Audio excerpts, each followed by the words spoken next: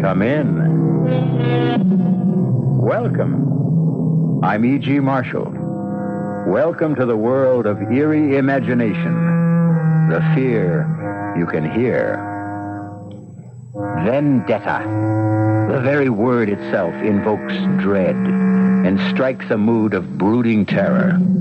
But to live on the island of Corsica, home of the Vendetta, is to be steeped in the tradition of violent massacres and the fatalistic expectation of ferocious vengeance as a way of life. At least it would have been so just 100 years ago when these famous words were first written. It was a hand. A man's hand. Not a skeleton hand, all bright and clean, but a hand black and desiccated, with the yellow nails, the naked muscles, and traces of blood upon the bones at the point where they had been severed as with the blow of an axe about the middle of the forearm. The fingers, extraordinarily long, were attached to enormous tendons, still held in their places here and there by strips of skin. That hand was something hideous. It made one think involuntarily of savage vengeance. And in spite of the putrescent look of death and dissolution, it seemed to have a life of its own.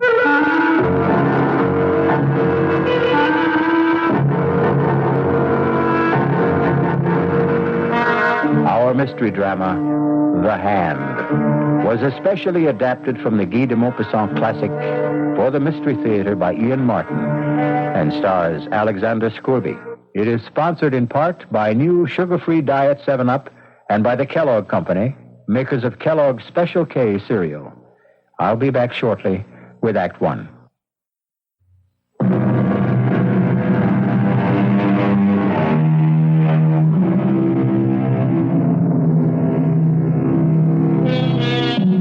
At the time of the bizarre and terrifying affair of the Hand, Henri Dornay was a police magistrate in Ajaccio, a charming little white city nestled on the edge of a beautiful gulf, shut in by lofty mountains.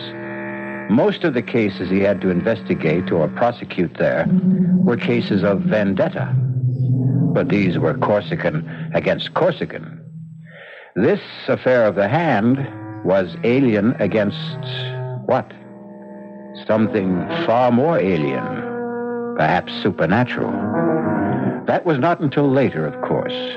For now, the only alien presence was a neighbor of Henri's, a Sir John Rowell, lately come to the island to settle down, and an object of great speculation among the native population.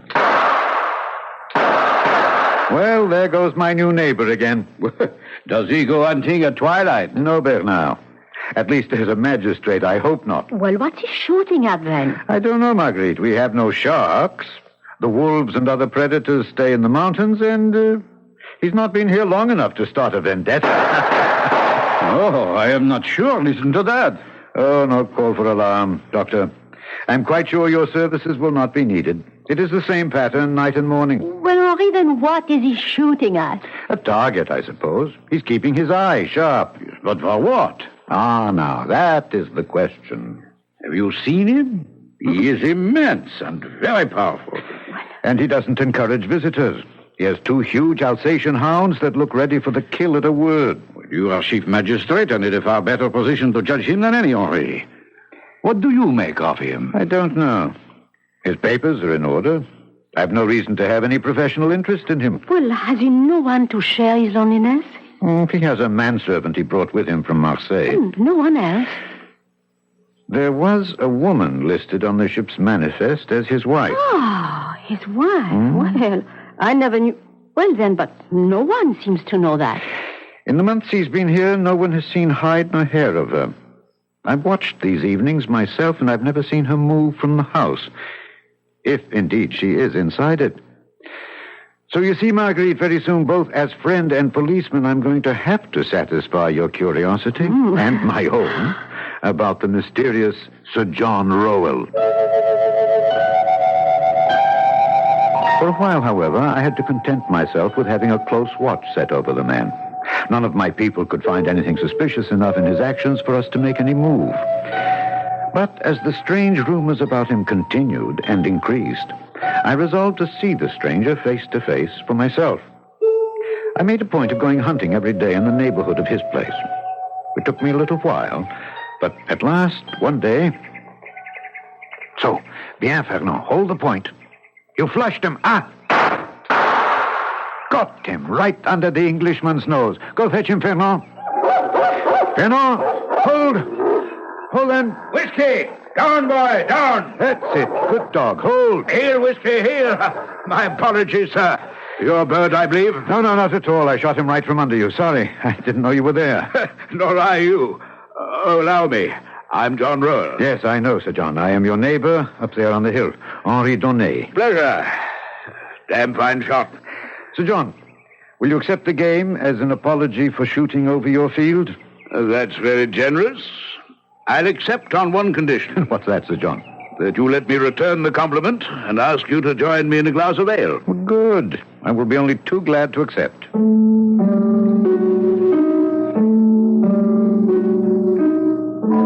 It was less the heat of the day than my professional interest that prompted me to accept the invitation from the tall man with the red hair and beard. Very tall indeed, and also very broad, a sort of placid and polite Hercules. I was most anxious to be able to question him about his life and his projects. Joseph, out here on the veranda. Change your mind and have something stronger? Oh, no. Ale will be perfect. Are you cold, Sir John? Yes, 2 glasses of ale for Monsieur Dornay and myself. Very well, sir. And bring a cut of Stilton and some water biscuits. You like our English cheeses? Oh, yes, I do. We are quite insular enough here on Corsica. It's a rare pleasure to indulge in a foreign taste. I know what you mean. Still, I can't feel that Corsica, or for that matter, anything French is any way foreign to me. Joseph, splendid. Thank you. Put the tray on the table here. Yes, sir. You can loose the dogs again. It will be quite safe while I'm with Monsieur Dornay. Very well, sir. Oh, those are the big Alsatians I see occasionally, eh? 2 of them. Yes. They look quite savage and fierce. Do you think perhaps my dog will... Oh, have no fear. Castor and Pollux are as docile as kittens where other animals are concerned.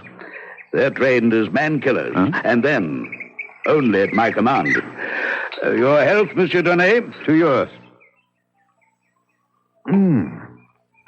Delicious. So refreshing. As the view of the sun setting across that blue Mediterranean water. Yes.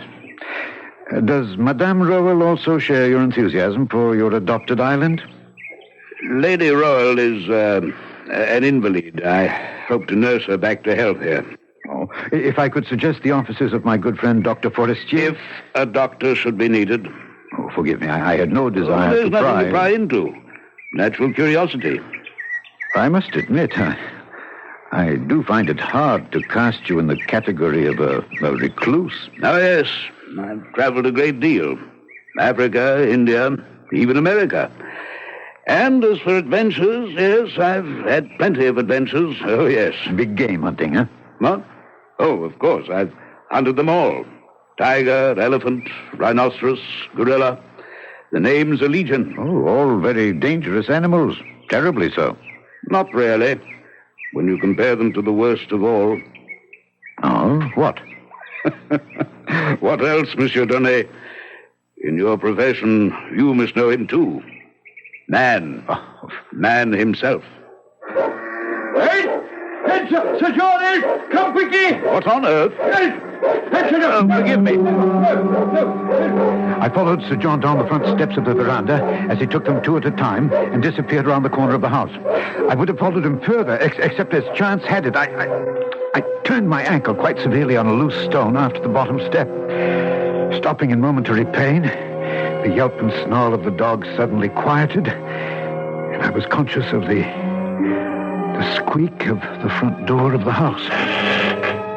Arrested, I looked up to see, framed in the doorway, a tall, emaciated woman with great bruised half circles underlining her eyes that stared with a feverish gleam.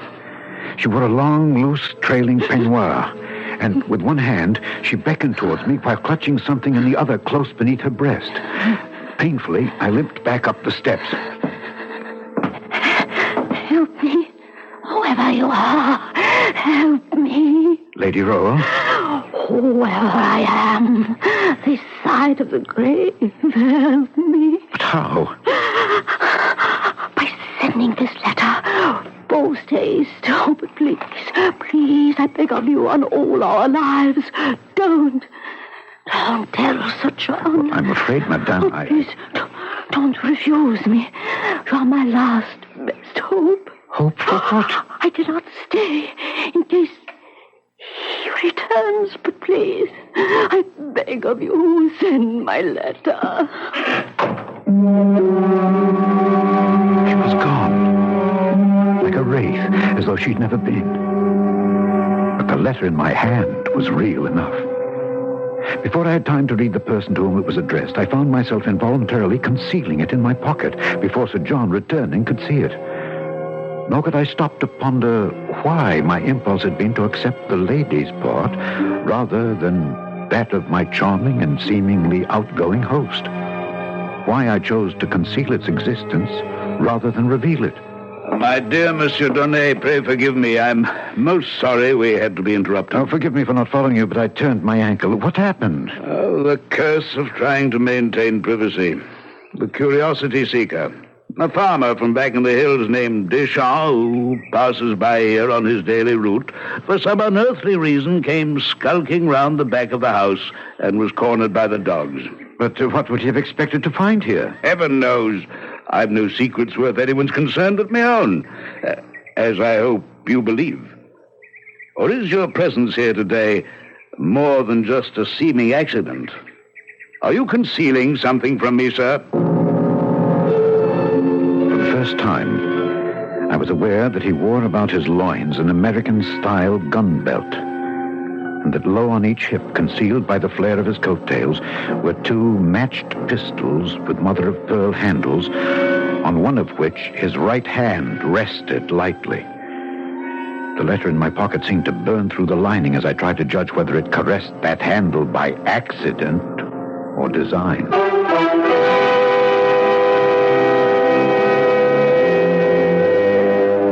These were only the hands of Sir John, neither of which is the one in the title of our story. To meet that special hand, you must return with me shortly for Act 2.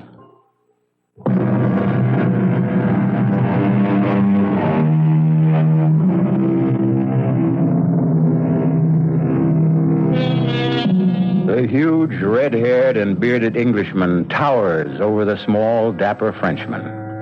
They are as widely disparate men as you can imagine. One all muscle and vital force, the other elastic, supple, poised always for the counterstroke, like a rapier. Antagonists? No, only in a sense. But whatever their relationship, mutually admiring of each other. Why should you imagine I have anything to conceal? Why, indeed. Come, let's go inside. I'll show you some of the trophies of a roving life, if you'd be interested. But very, of course. Can you stand on your ankle all right? Is it sprained? No. Just a slight twist. From the hall, he led me into his parlor, which ran the length and breadth of the whole house across the back in a great L. His parlor was all hung in black silk, embroidered in gold. The fabric is Japanese work. Yes, but the rest is yours. Not the panels. What's mounted on them? Yes, tiger, lion, black panther. Those I recognize. And elephant tusks, I see. The hippo and he and the rhino are a little large for mounting. The rhinoceros is the most dangerous of all, I suppose. Except, as I told you before. Now, you're not honestly going to tell a policeman that you're a manhunter. Not within the confines of civilization, I hope. But I've done a good deal of manhunting, too, in my time. As a soldier? That's a profession, not a sport. I've saved a mount in the center for the ultimate trophy. but never had, shall we say, the courage to make the necessary bag to mount it. I was following the direction of his gaze to a gapingly empty panel in this bizarre and gory collection from the hunt. A panel conspicuous from all the others since it was lined in red velvet, as if in expectance of framing the pièce de résistance. What would you hope to put there? Once, I would have been tempted. Now, nothing. I keep it there to remind me that it could be my own head that poetic justice could have easily decided to frame. Oh, Gad, it's suddenly getting dark. Yes, and I must be off for home. I mustn't hold up your dinner. I've enjoyed our meeting thoroughly. Please, come again. You're always welcome. I'm not quite so sure of your Alsatians. Oh, you need have no worry. From now on, they'll treat you as a friend, as I hope I can. As I want to be.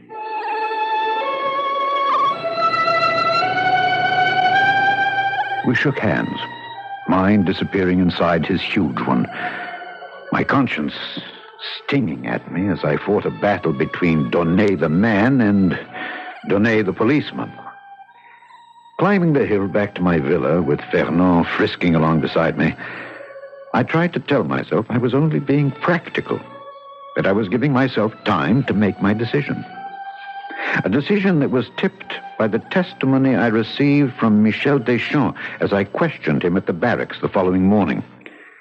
Michel, why did you go so near to his house? Well, everybody is curious about him, and... Everybody doesn't go near enough to have two dogs attack him. Well, everybody does not have a milk route which takes him twice a day by the Englishman's house to see her. What, to see her? Well, it is at dawn, you know. Just before the sun comes up in the half-light, and I am passing by in my cart. Naturally, I'm looking at the house when I pass. Naturally, I would myself. So, you see, at that hour, nobody is stirring. Even the dogs are not yet awake. And then I see by the upstairs window a woman. The first few days, I'm not sure. I crossed myself. She's not some witch or somebody who wants to steal my soul. Why would she be a witch? Because, at any rate, in that light, she looked so... I was afraid to answer. To answer what? Her signal to come near to her. She kept beckoning as if there was something she must ask me to do. Finally, yesterday morning, I could stand it no longer. I had to go see what she wanted to ask. Was that so wrong? No, of course not, Michel. I would have done the same. But the dogs stopped you. Huh? Yes. In a way, I'm sorry. Don't feel that you let her down. But from now on, mind your own business. Oh, I accept your instruction. I will follow what you advocate. What I advocate, by all means. Not what I do. I don't understand you. Sometimes, even a magistrate has to admit, I do not understand myself. But that is not for you to worry about.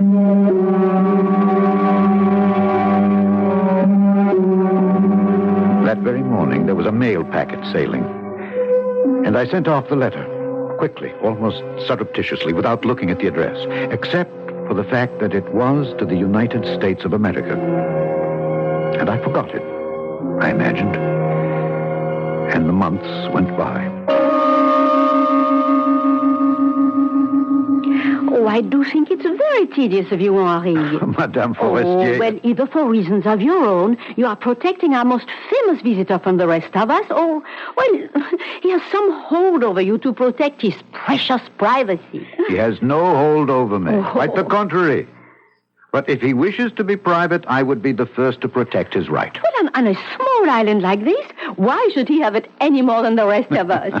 Touché. But if he can, why shouldn't he? Oh, Henri, you know I don't know how to answer that. All I want to know is, do I have any hope that they might attend my garden fete next month? They? Well, there is a Madame Rowell. Yes, but she is sickly. Well, is there some hope that at least Sir John might be coaxed to appear? Now, I have no reason to suppose that he would refuse. Now, Lady Rowell, I would find it hard to answer for. Well, then all I want for you is to issue the invitation. Please, may I count on you for that? Marguerite. We're all old friends. Need you ask? I had my doubts about Sir John, and more particularly his lady, attending any local garden fete. But I could scarcely, in my wildest imaginings, have foreseen how extravagantly and tragically it would be impossible. As I approached the house in the hollow below me, I was in a first-class mood because, in addition to a packet from the mail ship for my host, I also bought a bottle of sherry to share with him that, in my opinion, was one of a kind. He met me at the veranda. Well, this is an unexpected pleasure. We had a mail ship in today. I brought you a parcel. Me? Yes. And I thought I'd outstrip the mail. Vain hope. A parcel, you say? This. What on earth? It might be a gun from its shape, but it scarcely weighs enough. Shall we go to the parlor while I open my surprise parcel? As we moved into that parlor, I was super-conscious of my host's reaction to the parcel he bore in his hands. Although there was no superscription from the sender, I had an infallible feeling that he sensed exactly where it had come from. That somehow I was accidentally part of a climax in the life of this strange and vital man. We've talked about my trophies, Monsieur Dornay. Yes. The ones I've mounted, the others too clumsy and large to render that way. Yes. And the third and different class, so far I've had no right nor courage to mount. What are you saying, Sir John? There is no reason for my receiving this parcel that I can conceive, except one. That I've found no refuge here. I've been betrayed. Only my wife could have done that. And who else is there to have aided her determination to destroy me? You're asking me? Yes. You're the only link we have to the world beyond this house. Sir John, believe me, I had no wish to betray you. I'm sure of that. The day we met, your wife, while you were calming the dogs, your wife asked me to send a letter for her. To Richard Rowell? Well, I must admit I did not read the address. I did notice that it was to the United States of America. I meant no harm. He meant no harm. Like Pandora, who naively opened a chest to loose pestilence and all the evils of the world to plague mankind, he meant no harm. It seemed a simple and reasonable request. So you acceded. No doubt she also asked you to conceal the fact of the letter from me. Yes, I am afraid she did. Were you sorry for her ravaged looks, her haunted eyes? Did you picture me as some monstrous jailer, condemning her to a life of solitary confinement? Sir John, I can only defend my action by telling you that at the time she did engage my sympathy. I told you, I believe, that my wife was not in the best of health. Yes, but The fault perhaps was all mine. I should have told you that she is insane. Oh, I'm so sorry. A little late for that. The damage is done. You may have sealed her death warrant, perhaps even mine. Good God, what do you mean? This parcel from America. Would you like to see what evil out of hell you're acceding to that simple and reasonable request has set loose? Sir John, You have involved yourself in this on a personal level.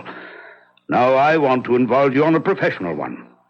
As police magistrate, I want you as witness when I open this gift from America. The outer wrapping. Now what do you see? A box. And within it? Something wrapped in canvas. You wrinkle your nose against the smell? Yes, it's very strong. And very familiar? Yes, formaldehyde. Which is used to preserve flesh from mortifying. There's a drawstring on the canvas, which I'm opening. And I'm about to show you my present from the other side of the world. You sound as if you know what it is. I only wish to God I thought I didn't. I echoed the same wish. But it didn't change the contents. It was a hand. A man's hand. Not a skeleton hand, all bright and clean, but a hand black and desiccated, with traces of blood upon the bones at the point where they had been severed as with the blow of an axe about the middle of the forearm. The fingers, extraordinarily long, were attached to enormous tendons still held in their places by strips of skin. Flayed as it was, that hand was something hideous. It made one think involuntarily of savage vengeance. And in spite of the putrescent look of death and dissolution it had, it seemed to have a life of its own.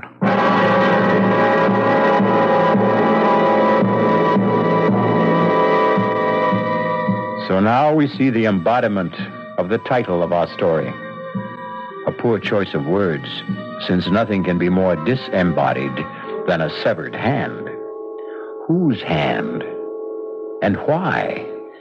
And are these nerveless fingers really capable of writing a death warrant? I'll return shortly with Act 3.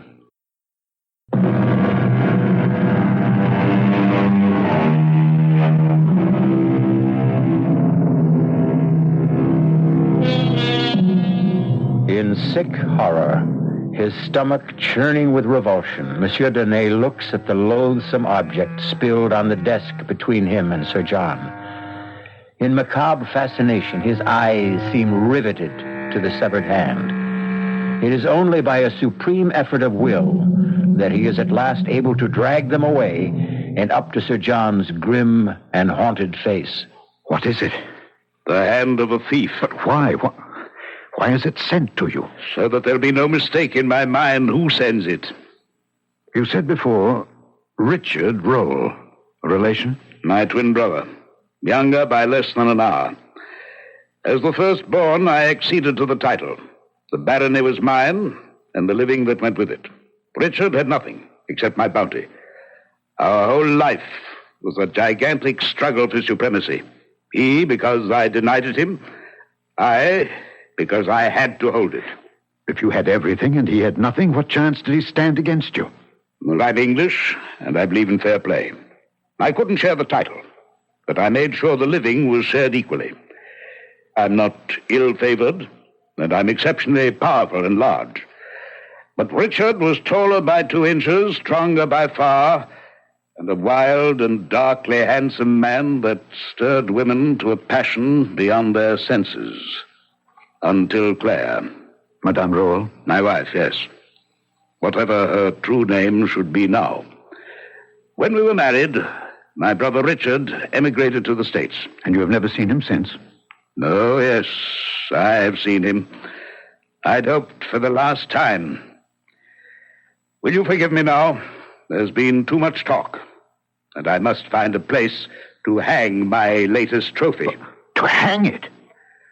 You can't... I think I've had quite enough interference from you in my affairs, Monsieur Dornay. I must ask you to leave my house. You're no longer welcome.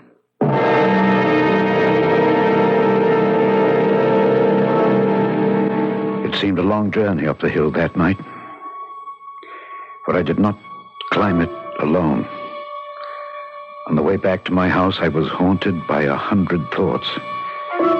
Had I done wrong to send the letter? Whose was the severed hand? What was the mystery of Sir John's retirement? And what motivated the vendetta of his brother against him? Old jealousies? Or was it all as simple as chercher la femme? Certainly, she would not be hard to find.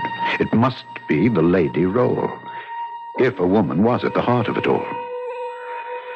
Only one thing I could be sure of now, that I should not be seeing him again.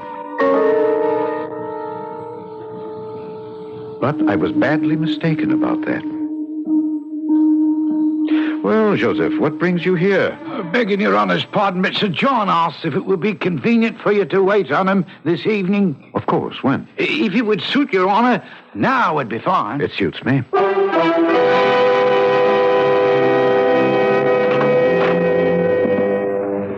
After my churlishness on your last visit, I am more than touched that you do me this honor, Monsieur Dornay. Since I'm still concerned that I may have done you more harm than honor, I couldn't have hesitated. I've some papers here on my desk that I wish to leave in your charge, after asking you and Joseph to witness them. What kind of papers, Sir John? My last will and testament, some property assignments, the legal debris that follows sudden death. Joseph? Yes, Sir John. Will you sign here and here? Yes, sir. Is there all this immediacy, sir? In the midst of life, are we not all equally in the midst of death? Thank you, Joseph. You may go. Yes, Sir John. Now, you, Monsieur Dornay? If you want me to. But I see no reason why. Whatever polite disclaimer was on my lips, it was frozen at that moment as my eyes fell on a blood-chilling sight. A black object in the midst of the empty panel lined with red velvet. Empty no longer.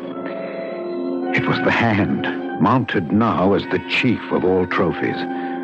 But different from all the others in one respect. They were mounted.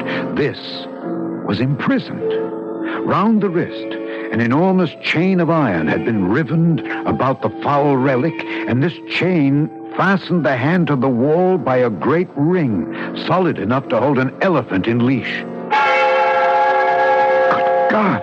Yes, the hand. Well, better than my own head, if I can keep it. Will you sign? Well, yes, of course.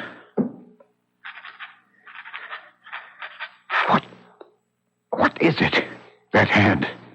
That was part of my best enemy. It was cut off with a saber. Good thing for me, I can tell you. It's huge. Enormously powerful. The man must have been very strong. And so far, I've proved stronger. I put the chain on the hand to hold it. The chain is no use now. The hand can't get away. The chain is necessary. This hand always tries to get away.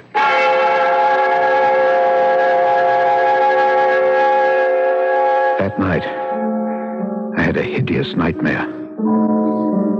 I dreamt I saw the hand, the horrible hand, running like a scorpion or a spider along the curtains and up and down the walls of my room. 3 times I woke up. 3 times I went to sleep again. 3 times I saw the ghastly thing running all over my room and using its fingers like so many legs.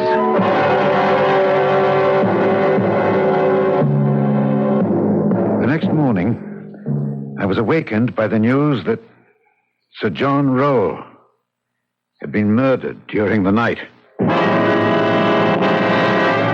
For God's sake, Bernard, act like a doctor instead of some frightened schoolgirl. No, you have not seen him yet, old friend. Well, is it the first corpse either of us has had the misfortune to look at? The first like this. Oh, how did he die?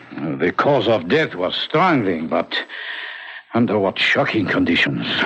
I tell you, Henri, in 30 years as a physician, I have never seen anything like it. In what way? We found him lying on his back in the middle of the room. His coat was torn, one shirt sleeve, half pulled off, was hanging down. There was every indication that a fearsome struggle had taken place. His face was black and swollen, frightfully distorted. But the most noticeable and terrifying thing was his expression. His expression? Absolute, hideous fear. And small wonder. For in the welter of blood that was coagulated about his throat, 5 separate wounds pierced through it as though driven by points of iron. Only 5? It was as if he had been strangled by a skeleton. But that is odd. What? What you just said. Only 5. Well, of course, how stupid of me. There was only evidence of one hand having done the strangling. That makes it even more bizarre. Is there anything even faintly normal about this whole affair?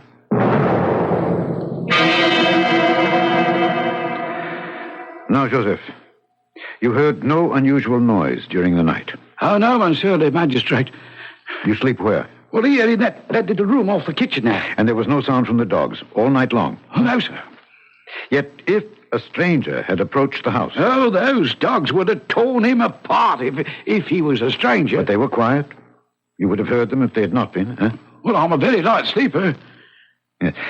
Did you sleep late this morning? No. I'm awake before cocks crow, you see. So many things to be done. Water to be drawn, the fire to be laid. Yes. And that's what you were busy with when Lady Rowell left the house? Yes, I was already preparing breakfast for Sir John and a tray to bring up to...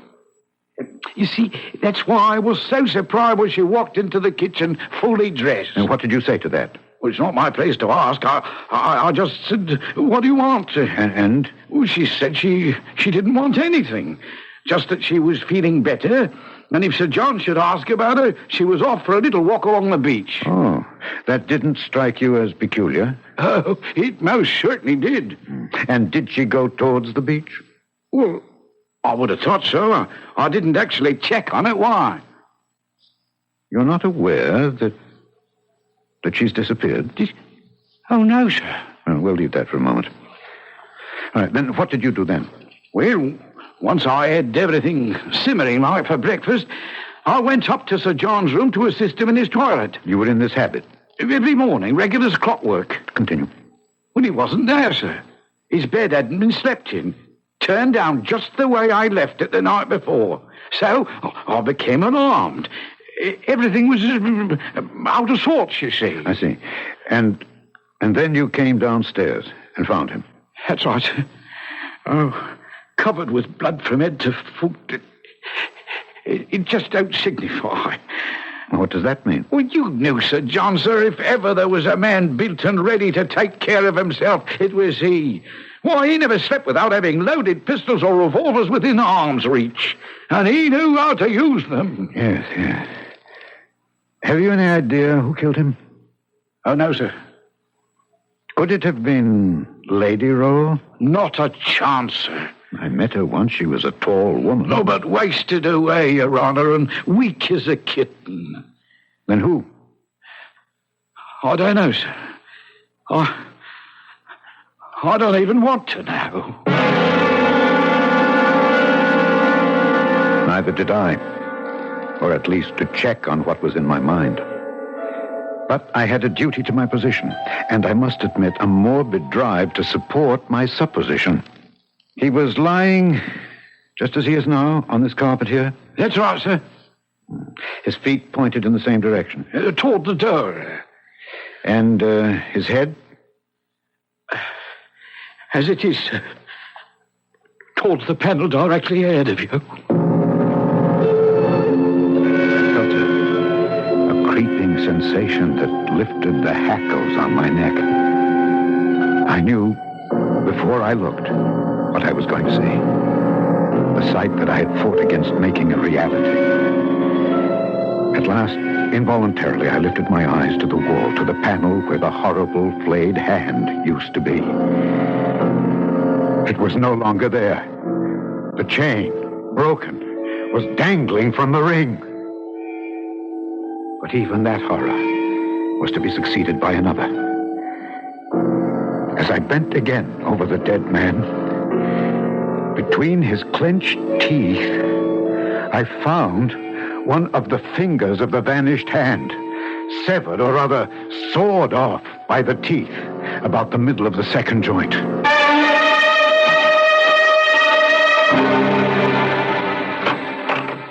Henri, forgive us for violating the sacred precincts of your police office, but the axle of my carriage is broken and we are here to beg you to carry us home. If you're ready to go.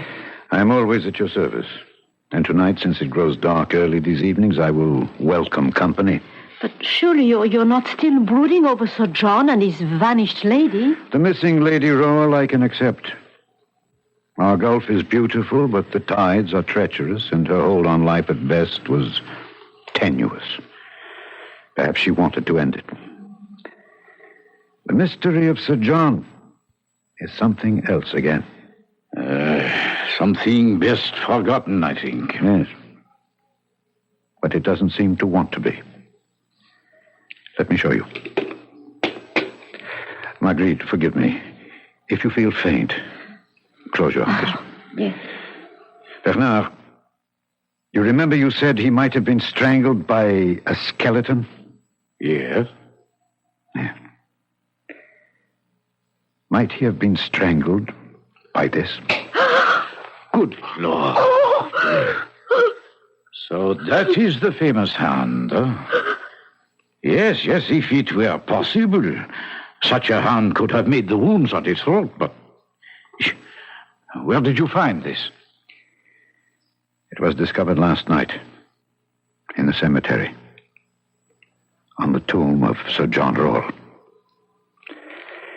And mark one thing well. What? The index finger is missing. The one we found in the corpse's mouth.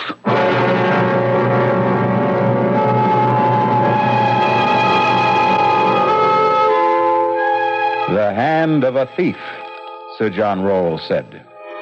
His brother Richard? But if so, what did he steal? His wealth? His reputation? His wife? And if his brother, in some gargantuan and titanic duel, struck off his hand, and Richard sought vengeance, which of his hands was the instrument that brought an end to the intense and private vendetta? De Maupassant doesn't tell us. Wisely, he leaves that to us to decide for ourselves. I'll be back shortly.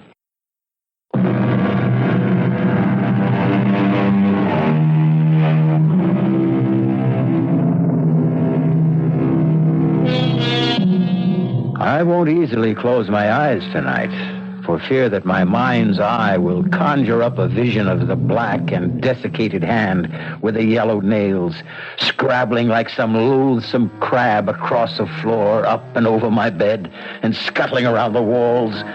Its 4 good fingers moving like spider legs, the mutilated stump of the 5th like a head.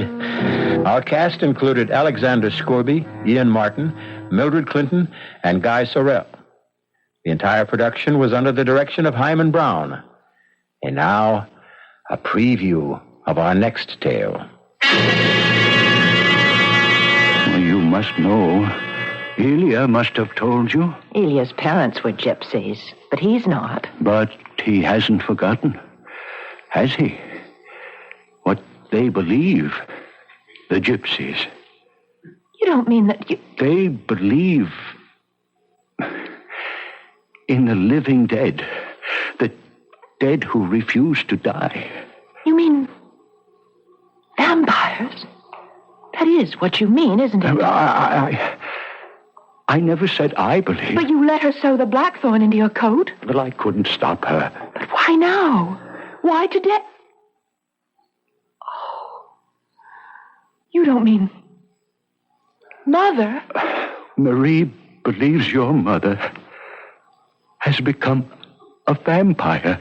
Radio Mystery Theater was sponsored in part by Anheuser-Busch Incorporated, brewers of Budweiser.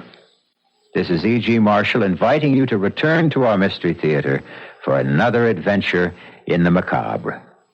Until next time, pleasant dreams.